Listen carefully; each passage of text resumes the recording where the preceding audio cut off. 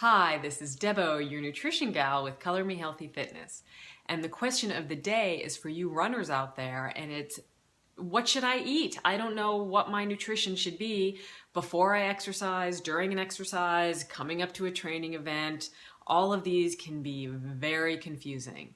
So the goal of today's video is to help answer some of those questions and ease some of your concerns for all of your training events that are coming up.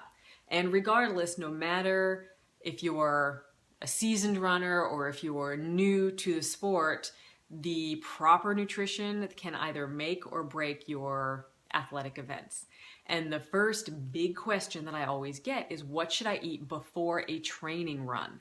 And again, you want to think about, the training run in general is, how long, what's the duration, how often will I be doing these training runs, what is the intensity of the run that I'm doing. So these all play a factor. However, to come down to the most basic sense of it, you want something that, number one, is easily digestible before you exercise, and also you want to have the complex carbs, because complex carbs really provide what your body needs in terms of glucose. And I could go into the whole sciencey thing and everything that I learned in school, but the basic gist of it is you want high fiber and low in simple sugars. So an example would be an apple with peanut butter. That might be a wonderful pre-event bit of nutrition.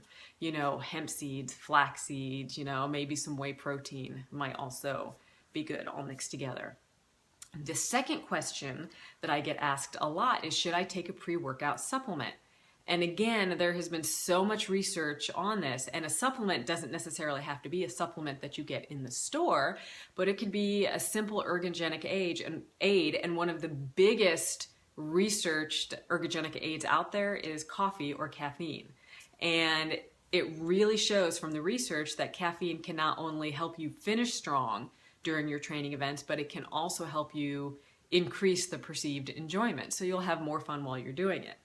Now, if you combine caffeine with some really healthy dietary nitrates, you can really get an amazing training run. And one of the best dietary nitrates out there is beet juice. And again, I could go, a whole entire separate blog would be all about beets and how amazing they are for your health in general.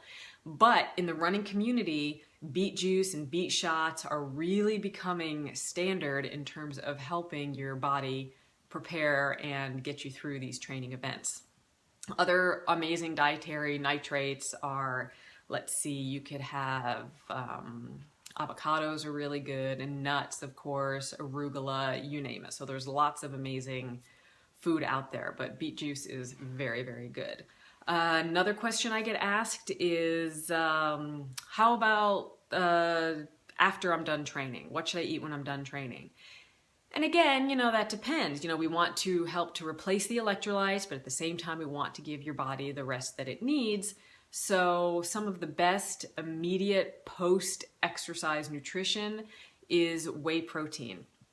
And you want to refuel with whey protein, but you also want to add those complex carbs back in. And, whey protein, according to research, has very much been shown to really be able to just get those nutrients into your body, because your muscles really need the protein in terms of helping to keep the lactic acid at bay and at the same time help to synthesize muscle growth. What else can I tell you? Oh, a lot of people may ask about, what do I eat on my day off? Well, if you're not actually training, then something good to think about is to maybe lower the carbohydrate intake, but still keep that balanced, healthy meal foods for the day. So your healthy, balanced meals are heart-healthy proteins, heart-healthy fats, and your heart-healthy produce. Not necessarily carbs, but produce provide the carbohydrates you need. Oh, and another question, I know I've already given you more than 3, but carb loading. I have been asked so many times about carb loading. And just to let you know, again, research, science, I can give you all the references I have, but carb loading the day before event is not very effective. However, in the week leading up to the event, it can be very productive. And carbs does not necessarily have to mean, you know, a pound of spaghetti a night, but you can add things like sweet potatoes and other really healthy forms of high dense carbohydrate vegetables and fruits and those salads and protein, protein, protein. I can go on and on about how important protein is. So in terms of your carbohydrate loading, that think about the week before, and at the same time as you're adding those extra carbohydrates to your diet, also think about tapering the activity a little bit and maybe even doing some restorative yoga. Very helpful leading up to an event, especially an endurance event. But regardless, what I can share with you is protein is key. We really need to get proper protein in our bodies. Now, a misconception is that protein causes muscle growth. It does not cause muscle growth, but it can support muscle growth.